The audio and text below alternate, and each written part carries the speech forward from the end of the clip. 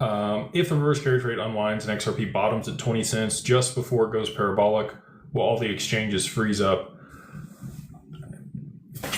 Yeah. I think there's going to be a liquidity crisis. Could it come from, Tether being sanctioned? Could it come from Tether depegging? Those are really the only two things that I think could really cause it.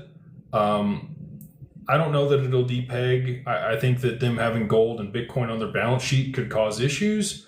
But if there was a reason for the U.S. government to sanction a protocol, we've already seen them do it. We already saw them do that with Tornado Cash, and they could absolutely do it again with Tether.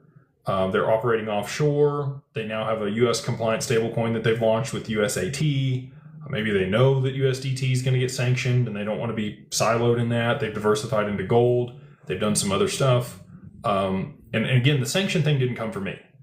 This was actually a conversation that I had with Ryan. I can't think of Ryan's last name. He's a developer at Ripple. And Scams, the guy that I had the bet with at the end of last year. I went back and forth with him on Twitter a little bit, and it was Ryan from Ripple that actually brought up the fact that the U.S. government could sanction Tether.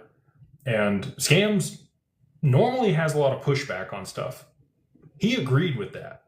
So for him to agree with that kind of made me feel good about it. If it gets tied to Epstein, if it gets tied to something else that's, not great, circumventing sanctions, other stuff, the U.S. government would have the authority to sanction that network, and anybody, putting money in and out of that probably has a problem, right? Same thing with Tornado Cash. They were like, if you use this, you become part of the OFAC list.